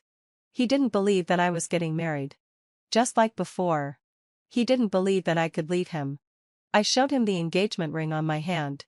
I smiled gently. I'd been engaged for a month. My fiancé is impatient and wants to settle down and marry me quickly. His expression finally changed. Jason accidentally crushed the wine glass in his hand. His fingers were cut by the glass and bright red blood flowed out. Shirley beside him exclaimed and quickly took out a tissue, carefully helping Jace unclean the wound. But Jason impatiently pushed her hand away. His eyes were cold. "Wendy, what did you say? Say it again if you dare. Besides me, who else could you get engaged to?" I frowned tightly. My best friend looked him up and down with a contemptuous look, as if Jason was trash. She sneered, "Come on. Nobody wants you. The people who chased Wendy could line up all the way to France. Only the trash can beside you is big enough to hold your trash." Shirley understood the implication of her words and her face turned ashen. Jason's face was gloomy and he was faintly impatient. Ignoring my best friend, his gaze was still fixed on me. "When did you get engaged? Your fiancé is so stingy that he didn't even invite your ex-boyfriend, he you were with for 5 years?" I curved my lips. "I didn't let him invite you. If you're really so regretful, why don't you just give me some money as a gift? President Jason surely doesn't lack this little money. Right?" His face dark and he threw out a bank card. "There's more than 200,000 yuan in it. Is it enough?" I glanced at the card on the ground. In front of me was Jason's slightly sarcastic look. Even his friends and Shirley were also staring at me with great interest. Shirley deliberately clung to Jason, pursed her lips and smiled. "Wendy, you left Beijing with nothing before. Now brother Jason is willing to give you 200,000 yuan. You better take it quickly. 200,000 yuan is enough for you to earn in 2 years." My best friend was about to retort, but I stopped her. I crouched down and picked up the bank card. She walked up to Jason again and slowly stuffed the card into the pocket of his coat. "This money can be regarded as a tip for having you at my disposal for 5 years. Take it." His complexion suddenly changed. Shirley couldn't hold back any longer. "Wendy, you look so la obsession. What do you mean? This money originally belonged to brother Jason. Didn't you give it to me? I didn't expect that after a year." You guys are doing so poorly. Well, I'll give you an extra 200. Yuan. Is that enough? I was about to withdraw my hand. Jason's big palm grasped my wrist first. The warm fingertips were gently rubbing the skin on my wrist bone as if unconsciously. I shook off his hand in disgust. Jason didn't care at all, and his voice was slightly deep. When are we getting married? Does your fiancé know that you've been with me for 5 years and done all kinds of intimate things? I curved my eyebrows and smiled sweetly. Then does the person beside you know, and you're like a pepper hanging on a big tree? You're just like a mushroom. Not even as tall as the grass. The expressions of several people changed. And their gazes all passed over me. They shouted in unison, President Ryan. Suddenly, a man's chest pressed against my back. The cold and light fragrance of the man wafted into my nose. I was sweating profusely. Ryan. Why did he come at this time? Shirley glared at me. Wendy, what are you still standing here for? Hurry up and leave. It's rare to have an appointment with President Ryan. Don't spoil President Ryan's mood here. She warned me in a low voice. But Ryan was right behind me and could hear clearly. Before he could speak, I reached out and tugged at his sleeve, interrupting his words. I deliberately asked him, am I spoiling your mood, President Ryan? As I expected, President Ryan shook his head. Jason pulled Shirley back. His face was very gloomy. Can't you stop embarrassing yourself? Shirley bit her lip tightly and glared at me hatefully. Only then did Jason look up at me. You go back first. We'll contact you later. We have important matters to discuss now. I turned my head and blinked at Ryan. Can't I stay here? Can't I listen when you're discussing cooperation? Ryan couldn't even get a word in for several consecutive sentences. Finally, I asked coquettously, honey. Say something. Honey? Jason's face was very gloomy. He walked over, trying to pull me behind him. Wendy. After a year. Can't you be a bit more mature and stop making trouble? But just as his hand reached out, it was slapped away by Ryan. My wife just wants to say a few words to me. I don't know why it becomes being immature and making trouble in President Jason's eyes. Several people looked at me in astonishment. Ryan's voice was cold and indifferent. What's more, my wife is the largest shareholder of King XIN Group. She has the right to handle every business of the company, including cooperating with you. I looked at them with a smile, meeting Jason's disbelieving gaze. I curled my lips, since President Jason's engagement banquet is coming soon. You'd better take good care of yourself and spend more time with your fiancé. So, why doesn't President Jason use the time for this cooperation to spend more time with your fiancé? Let's skip the cooperation. After all, as the largest shareholder of King XIN, I can't even earn 200 yuan a year. I clearly saw that Shirley's face turned pale. She grasped Jason's clothes in a panic, but was thrown off by Jason when he pulled his hand away. I continued to smile and said, Shirley, you've really found a treasure. Jason and the others didn't even finish their meal and left disappointed. Shirley followed him carefully. When passing by me, she glared at me hatefully. On our way back after dinner, Ryan followed behind me, carrying my bag. My best friend whispered to me, Wendy, I recognize your combat effectiveness. However, is what you just said true? Is Jason really that bad? I felt a bit embarrassed. I forgot. I didn't feel much. My best friend came closer again, compared with Jason. Who's better? Behind me, Ryan walked up infuriately and wrapped a scarf around me firmly. He said coldly, be careful not to catch a cold. I nodded a bit guiltily. Quietly, having fulfilledly, I pointed at Ryan to my best friend. After Ryan and I sent my best friend home first. We returned late at night. As soon as we entered the house, Ryan pinned me against the door panel. He propped one hand on top of my head and slowly bent down. In our breaths, our auras were intertwined inseparably. His voice rose slightly at the end. Who's better between me and Jason? I grasped his collar tightly, pulling him closer to me. I looked straight into his eyes. Why? Don't you have confidence in yourself, Ryan? I did before. But when I saw Jason, it disappeared. You stared at him for so long and still remember everything about being with him. I couldn't help laughing with my lips curved. He accused me. Wendy. I'm almost dying of jealousy and you're still laughing. Then his voice carried a slightly trembling crying tone as he sang softly. Why does the latecomer take the lead? It's because the former doesn't fight or snatch. I quickly reached out and covered his mouth. Stop singing. Kiss me. How can Jason compete with you? You're much fairer than him. Fair from head to toe. Ryan blushed. I tilted my head up and kissed him. I thought that was the end of it. However, unexpectedly, the phone rang late at night. I didn't react in time. Ryan was the first to grab the phone. His eyes suddenly darkened. Only then did I glance at it and saw that the phone number was from the capital city. In the next moment, Ryan had already tapped to answer it. My heart trembled. I couldn't help but let out a groan. Then the familiar voice came from the other side. What's wrong with you? I didn't say anything. And Ryan didn't say anything either. His black eyes stared straight at me. The corners of his eyes were red. And he was still intensifying the muddy situation with his actions. I bit my lip tightly, not understanding why Jason called at this time. Jason didn't hear my response. But he didn't feel embarrassed either.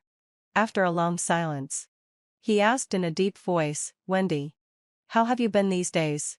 But Ryan didn't want to let me off easily. He nibbled at my collarbone. Finally, honey fulfilled me. Jason, who had been talking to himself on the other side, realized something was wrong. Having experienced so many love affairs, no matter how stupid he was, he couldn't fail to recognize this sound and almost shouted angrily, Wendy, Wendy, where are you? You're living together before you're even married? Wendy, speak. Ryan laughed softly and without stopping his actions. He took the phone. She's busy. It's the same if you tell me. Ex-brother. Jason felt humiliated and hung up the phone. After that, I had no more contact with him. Even for the cooperation that hadn't been reached before, no one from their side came to plead.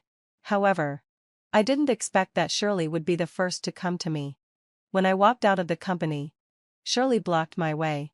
She pointed at me with resentment in her eyes. Wendy, are you very proud of yourself now? You've been away for a year. You left brother Jason on your own initiative. Now that you've climbed up to a higher branch, you come to suppress brother Jason.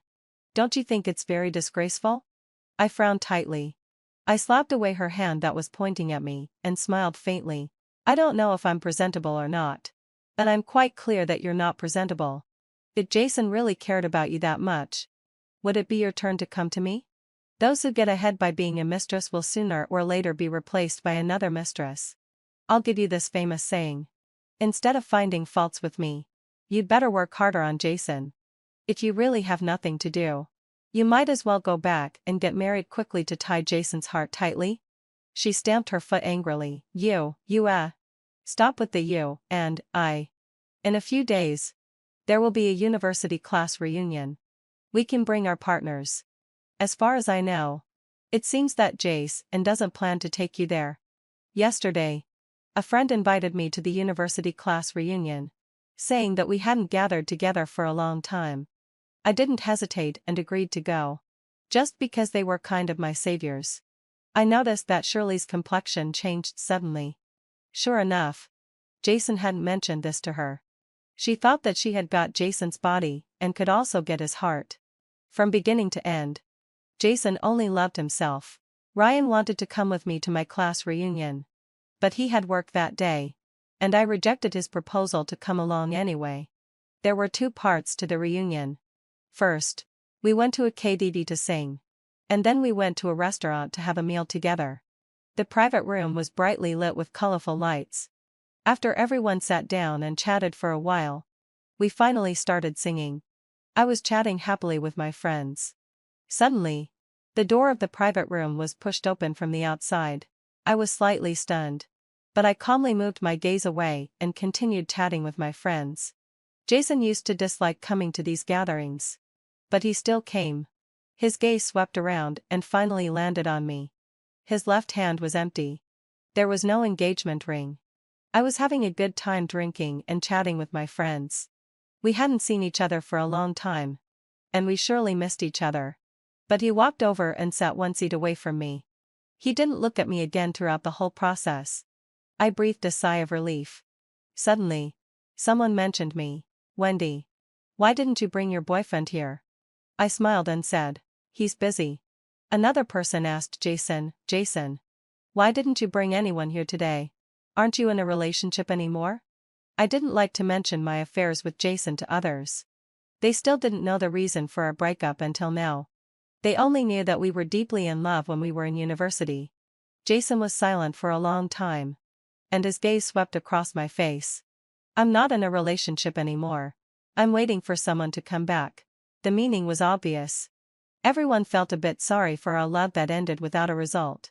Only one friend beside me knew the truth. She stopped singing and glared at Jason in disgust. She came over and whispered angrily to me, "Pa. He's so shameless." Then her voice clearly reached everyone's ears through the microphone. Only then did my friend realize what had happened and quickly covered the microphone tightly. Looking embarrassed, everyone quickly changed the topic and the atmosphere became lively again. When it was almost over, I went out to use the toilet. Just as I came out of the toilet, a dark figure flashed in front of me.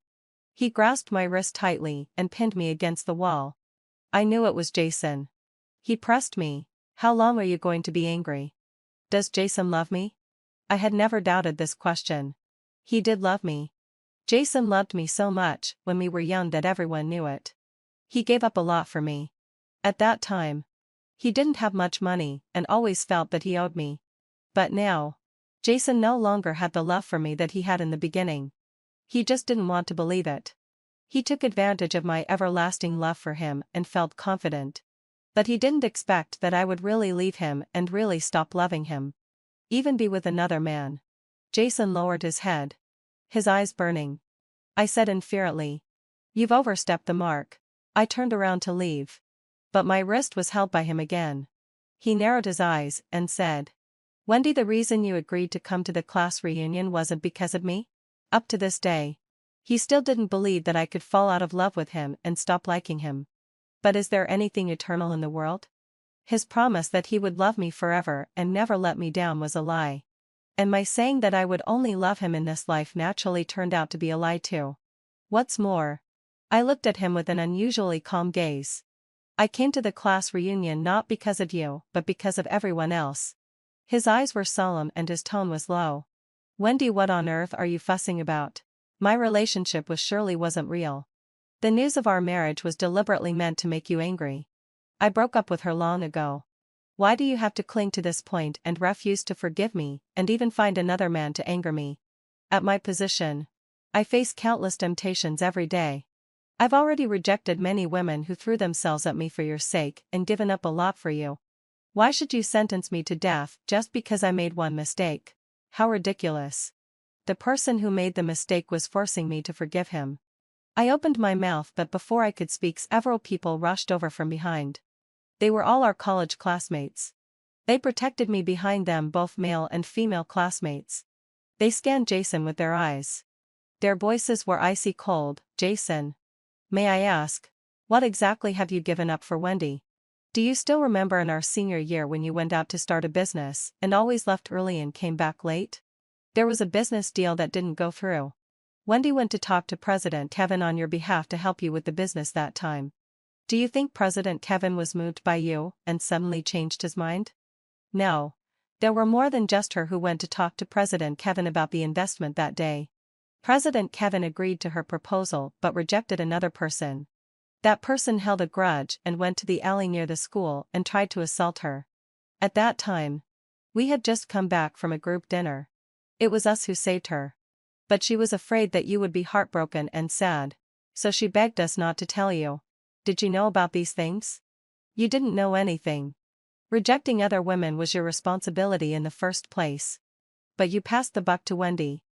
Jason, are you still a man?" With every word they said, Jason's face turned a shade paler. His eyes trembled slightly. He looked at me behind the classmates. His voice trembled as he said, "You never told me about these things." I replied, "Does it matter?" His eyes almost shattered. I quietly looked into his eyes. "Jason, you've rejected many temptations. Do you think I haven't? I rejected the project in the East City, and Kevin, who confessed his love to me for your sake. Kevin was his roommate in college. I had never told him about these things. Because I thought that being with him was my decision. Managing my own emotional life was also what I should do. But he didn't think so. He thought that the temptations he rejected were gifts to me. Jason clenched his back teeth in disbelief. That bastard confessed his love to you? Kevin, who was standing in front of me, avoided my gaze. He was also one of the classmates who had saved me back then. Jason raised his fist and was about to rush up to punch him. I blocked in front of Kevin. Don't you think you're really embarrassing yourself now? If you haven't sorted out your own feelings, don't come to disgust others. Looking back on the time when I was with you back then, I just feel disgusted. Really disgusted. The strength in his hand loosened. He wanted to touch me, but I dodged. My friend patted my back. When we were in college, I thought Shirley wasn't a good person. I didn't expect that you two could get together now. It's true that birds of a feather flock together. When you had a car accident and were hospitalized and in a coma for several days, Wendy took care of you without even taking off her clothes to rest. But when you recovered, you were as cold as ice to Wendy. I wanted to scold you at that time, but Wendy held me back. Now you've got involved with Shirley again. Do you deserve Wendy? Jason suddenly raised his head and looked at me. Was it you who took care of me? When I woke up, Shirley was by my side. She said that you hadn't come to see me at all during my hospitalization. I also heard the nurse say that there was a girl who came to take care of me every day and helped me wipe my body. He suddenly thought of something. So, it was always you? He couldn't believe it as he digested all the things he had done to me over the years. I said that I would always treat you well and never let you suffer. But he broke his promise. His eyes were red. He wanted to hold my hand. I slapped him, but he wasn't angry. I took a step back and my back hit a hard chest. What came along with it was a familiar faint fragrance. President Jason. It's not right to take someone else's beloved, is it? Don't you have a girlfriend? Why are you trying to snatch mine? He withdrew his hand as if he had been electrocuted. Ryan took my hand and said, I've finished dealing with my work. I'll take you home. Before we left, I stared at Jason in a daze for a few seconds. The scene when he woke up from the car accident back then came to my mind. No wonder he was so cold to me after waking up. I thought it was because of the car accident. After withdrawing my gaze, Ryan didn't say anything at that time. After we got back, he hugged me and cried, Wendy, you can't abandon me when you see your ex. We're already engaged. I've also given you everything I have. If you abandon me, I'll jump off the building. Woo woo. You've taken so many of my firsts. You have to be responsible. You can't be half-hearted. Besides, your ex isn't as rich as I am. Isn't as physically fit as I am. Isn't as tall as I am. And isn't as handsome as I am. Abandoning me and choosing him is a bad deal. Wendy, I've taught you about business for so long. You can't make a bad deal, you know? I couldn't help laughing. What was all this about? What on earth had he been imagining in his mind? You're still laughing? So heartless. I'm almost broken-hearted. I held back my laughter and pretended to be serious as I asked him. How can you prove that choosing you is better? I'll prove it to you with my actions. I've learned a lot of new tricks. We've been together all these days. When did you learn them? The tips of his ears turned slightly red. His eyes flickered and he looked away, just now. But I'm a quick learner. He came up to me and pressed me down on the bed on my back. His eyes locked onto my gaze, not missing the slightest change on my face. I've learned it well. Want to give it a try? Before I arrived at the company, I met Shirley, who had been squatting outside for a long time. She was just waiting for me. The moment she saw me, she rushed up and pointed at my nose and scolded me, Wendy, I've broken up with Jason now. He made a big fuss about it. And now the relationship between our two families is as hostile as fire and water. Are you satisfied? He drove me out. I spent so long finally getting him to notice me. And there was finally a place for me by his side. The day you left, I was overjoyed, hoping that you would never come back. But why did you meet Jason on that day? Why did you have to break my happiness? I repeated her words in confusion. Your happiness? I found it ridiculous. A reputation obtained by impersonation. What kind of happiness is that? What's stolen will always be stolen and will disappear sooner or later. She was furious. What do you know? What do you mean by stealing? Jason was mine in the first place. I met him first. He was my childhood betrothed. It was your appearance that stole my happiness. Her eyes turned red as she said this. And she raised her hand at me. Before the slap could land, I grasped her hand and stopped her. I raised my other hand and slapped her fair and delicate face without any mercy. I didn't hold back at all. She had always been pampered and had never been treated like this before. Her eyes were red as she roared angrily. How dare you hit me? I nodded. I hit you. Do I need to choose a special day for it? She went crazy and insisted on making me get hurt too, but I dodged her. I smiled and said, your family is preparing to cooperate on a big business deal these days. Right? She was stunned. How do you know? I smiled slightly and took out my mobile phone to make a call. Thanks to your daughter. Cancel this cooperation. In the future, King Xin won't have any cooperation with your company. She still didn't believe it. But soon her mobile phone rang. After answering it, her father scolded her harshly. I could vaguely hear how ugly and angry his scolding was on the phone. Shirley's face became even paler. After hanging up the phone, she suddenly looked at me. Finally, she was sure that I did have the right to handle the company's affairs. Big or small. She shouted, how can you cancel it? That's a cooperation we've been preparing for over half a year. If it's cancelled, not only our company but also your company will lose a lot of money. I replied inferiorly, oh, just think of that money as being spent for fun. She then turned to look at the lobby of the company and wanted to rush in. I smiled and called the security guards. She gradually went crazy and shouted loudly at the entrance of the company. Where's President Tryon? I want to find President Tryon. I raised my eyebrows. Did you forget that I'm the largest shareholder of the King Xin Group? You can't do this. Wendy. How can you abuse your power for personal gains? Why not? Before she was taken away, she was still shouting and screaming, telling me not to do this. Seeing that I remained unmoved, she used all the insulting words to curse me. I turned around expressionlessly. Let her curse. The harder she cursed, the worse it would be for her family. Let her get the retribution she deserved. Jason somehow learned that Shirley had come to make trouble. He changed to another number and called me. This time, he was smarter and used a phone number from Yan Cheng. After I answered the call, there was a long silence on the other end. Finally, Kevin felt wide sigh. He stammered, I'm sorry. I replied, you should say sorry but I won't accept it. That's it. I just felt sorry. At least in the first 2 years. We did love each other deeply. It was just that we couldn't survive the influence of various factors. But that didn't mean that I still wanted to have any contact with him. On the wedding day, Ryan and I held our wedding ceremony on the grass. The wedding was simple and elegant. And it was exactly to my liking. It didn't need to be grand. We only invited our relatives and friends and got married and became happy under their witness. Unexpectedly, before we went back, we met Jason. I didn't know how long he had been watching in the dark. I could only see that his eyes were red. He was unshaven and looked so decadent that he didn't seem like himself. He looked at me with hope in his eyes. Wendy, you look really beautiful in your wedding dress, just like how I imagined you would look many years ago.